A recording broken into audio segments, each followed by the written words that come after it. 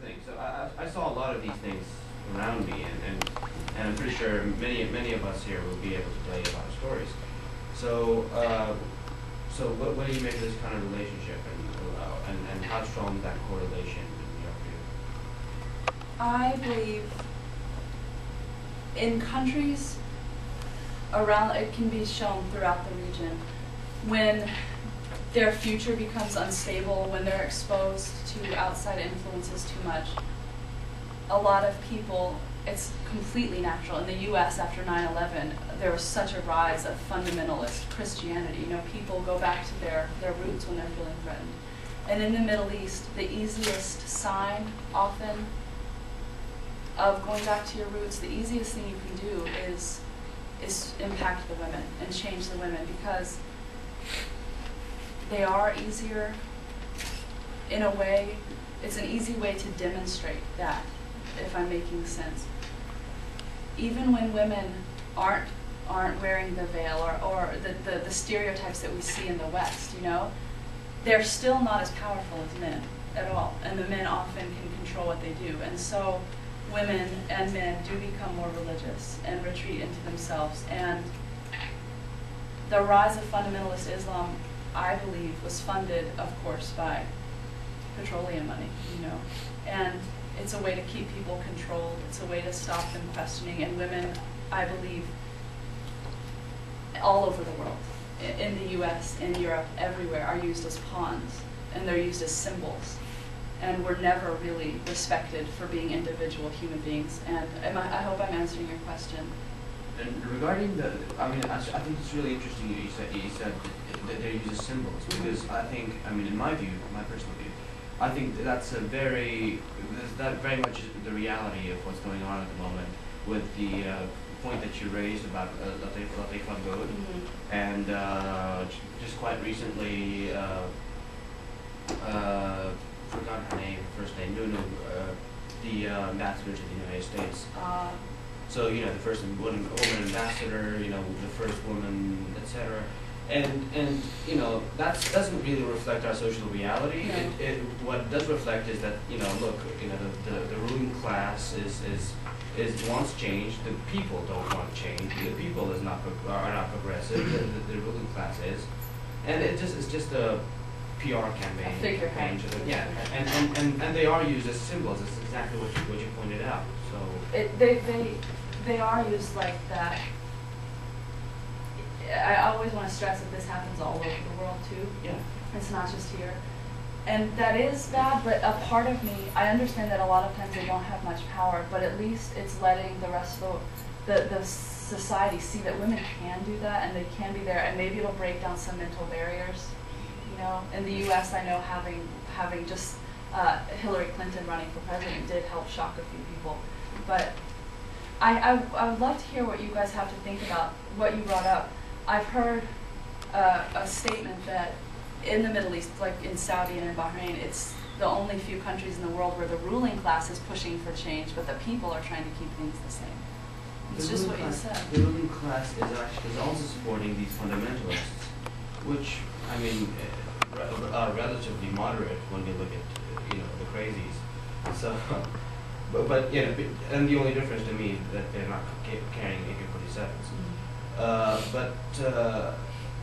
These people are funded by the government. In fact, they keep people in place and they are instruments by the government. And even the opposition, which is the Shiite opposition, very much in line with the Iranian religious sect. Shiite religious sect, and both sides are basically guilty of that. I'm sorry, I just lost what I was trying to say. The ruling class wants change, but Yeah. I don't believe that. I don't believe that at all. You don't believe that the ruling class that's just a PR wants campaign. change. That's just a PR campaign. To be more approved by the rest of the world. Yeah, to demonstrate to the West that, hey, you know, you can please do business. Yeah. That's exactly what it is. Yeah. And in Saudi, I believe a lot of the support and funding of the fundamentalists is, of course, to just keep the blame off of you. So you have, your people being taught to hate the West, and because they're, the evil, they're the enemy. And don't look at what we're doing here. That's something that I definitely agree with. Any other questions or comments, please? Yeah. Yeah, I'd like to add like a few facts to the situation of women in Bahrain. I mean, last February, the Ministry of Labor issued a report saying that 85% of jobless were women. That was in February. Even though if you look around here, the majority of students are women. And even legally, like, as a woman, if I get married to an expat, I cannot give my children the citizenship. I cannot bestow on them the citizenship, which is sexist in its own. But I think, like, one of the problem here is that sometimes what you see is that sometimes women themselves aren't aware of this. I mean, I remember when I first joined the university, my first year here, it was the time when Ghada Jamshir was making all this media help and stuff. And there was a massive demonstration here at the university. The majority of those who were demonstrating were women, and they were calling against any modification of the family law, which really does not treat women fairly. So I think the problem here is doesn't only come to men, but also to women. And I think that it's something that should work. There's a lot of internalization of sexism, because in our society, the power is held by men, and if you want to be powerful and have a voice to be important, you are going to align yourself with the men. I'm a very outspoken feminist, and in the US, I am shunned, and I am insulted, and I am made fun of, and that's in the States. It's hard all around the world, and here, it's just as hard too. Do you think that might have something to do with it?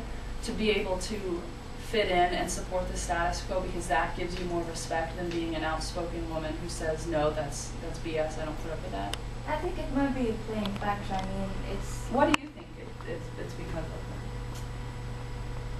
I think it's a whole it's a complex social situation, because like it's a historical process. Men have been in power for a long time now. And when you live for a long time under a oppressive situation, it kind of inculcates, like you absorb it in your mind that maybe this is the natural way of things. And it takes a lot just to be aware and conscious of the fact that you are actually oppressed. And with all the media going on, and the media is actually, if you see our ads, they're just perpetuating stereotypes of women cooking and all these things. Yeah. So we're just surrounded by stereotypes. We're bombarded every day by stereotypes. So in this environment, I don't think it's very easy to just suddenly wake up one day and say, whoa, I'm oppressed or something, you know what I mean? So it takes an effort and really a lot of education to be aware of this. And you don't always get rewarded for it when you make that awareness. You're shunned and mistreated. Yeah, it's just a struggle. Once you're aware, it's not fun, but it's yeah, it's not. Have you've traveled around the Middle East, right? When I first came to Bahrain 7 years ago, I noticed, especially after I married my wife, who's Moroccan, the dominant thinking here in the Gulf countries is that Moroccan women are all prostitutes or whores. And the more women have rights in certain countries, the more they're called whores here. Have you found that? Oh, of course. But not just, like I said, I keep harping on this, but not just here, all over the world. In the States that happen too. It's called unnatural for women to have power. And there must be something wrong with them. They're not real women. They're either frigid and won't have sex, or they'll have sex with anybody. So yeah, I definitely have found that. It's very common. It's very, very common. Oh, yeah. Okay. As a Saudi, the reason that the movement is going very slowly is that most of the women are brainwashed. If you do this presentation to them, they will think that this feminism and the movements are all man-made. U.S. propaganda. I hear that. And Western movements. Yeah. They will reply to you that Islam give us all the rights. It is true, but where is the practice of it? Right. Yeah. They think they are 100% they are doing it. Yeah. Where maybe 1% are